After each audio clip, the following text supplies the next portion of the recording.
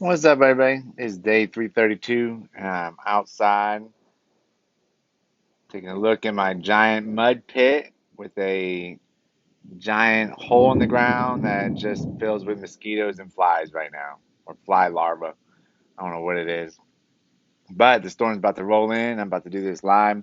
I don't know if y'all been watching, but I like to watch the futures, lumber futures, and it is down probably about 45% right now compared to the all-time high of $1,700 that happened a couple only about like 3 weeks ago. I forgot to look and see when the actual date was, but it wasn't that long ago that the lumber hit $1,700 by the lumber foot or by the foot, rough lumber foot, and that speaks big volumes to the lumber. And I was also listening to another guy that talked about that in 2008 or 2006, 2007, 2008, the lumber futures went up in price and then went back down, kind of crashed, and that's what kind of caused that led to the housing pandemic.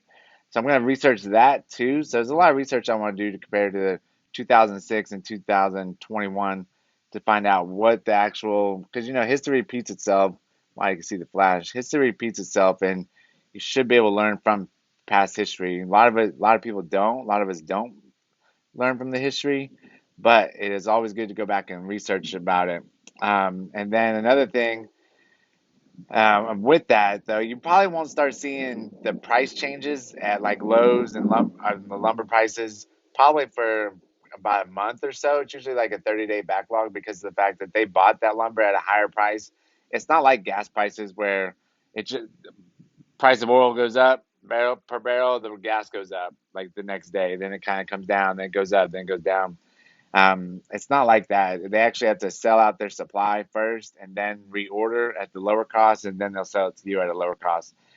These companies are not going to lose money like that. They don't have that much fluctuation as much as the gas prices do. Um, so gas companies, they kind of do a dollar cost averaging, where Lowe's and stuff is not going to do that. So we should start seeing some cheaper lumber here pretty soon. Maybe it'll drop the prices of the homes a little bit, especially the new construction, kind of get back on par with where they should be, and not these overinflated, ridiculous prices. Which I'm not saying like it's not a bad time to buy a house. You could buy a house. I mean, the housing market, if it goes down, it's always going to come back up. Just depends on how long. And plus, if you need a place to live, now's the time to do it. And if you're selling your house at a premium, sell it and then buy the next house.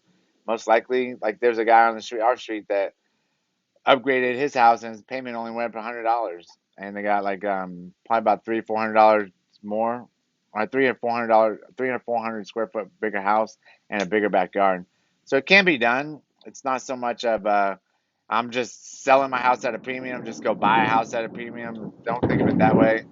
Think about it as trading up and getting into a better house because you can afford more house now and the interest rates are still down. The Fed has talked about the interest rates going up, two rate hikes in 2023, which is far away. I didn't do a whole lot of research into that. And who knows, it might even go up next year. We don't know for sure. It depends on how the inflation goes, and it also depends on if the economy can catch back up on all the shortages that we have going on, the cargo trailers that are being locked up or not locked up. They just can't get the cargo onto the boats and things quick enough because of the labor shortage. I heard that where it usually takes the cargo 30 days to get here, it's taking like 90 to 100 days to get here. So that's causing back shortages and backups and everything else. So and just basically, I just talked to a guy when I was in college yesterday, talking to a landscaping guy, and even he said that supplies for him are backed up, and it just is what it is. There's nothing we can do about it. We just have to keep waiting it out. But it kind of goes into thinking like if you shut down these companies for 1 month or 2 months, not everybody was, um, or not exempt, but you know, what am I thinking of? Not everybody had to work. Man, not everybody Tory was. Oh my gosh. Anyways, you know what I'm talking about. But not everybody was meant to. They didn't have to go to work. A lot of places shut down. So these places are making so many different. products or so many products a day, and then you shut them down for 2 months. Like imagine how hard it is to catch back up on those products. It's just crazy. And then you have a labor shortage, so you can't even hire the people back that you had there for a while. And now you just turn into a drastic nightmare. I don't know if you've ever worked in a factory before, but a factory just keeps moving. The lines keep moving. Like it never shuts down. And if it does shut down, it's an emergency. Somebody hurt themselves really bad, or the fact that they just didn't get any more orders.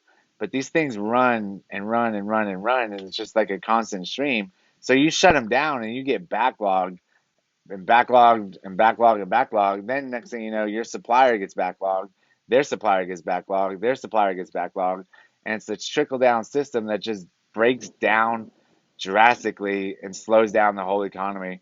And that's what's creating the inflation. And hopefully we can catch back up. That's my thoughts. Let me know in the comments what you think about the inflation going on and the chip shortages and all the shortages that we have. Let me know in the comments, and thank you for whoa, a little bit more lightning. Thank you for watching, and I appreciate everybody. Go out there and make somebody smile and have a wonderful day. Thanks a lot. Bye. Oh, see if I get some lightning.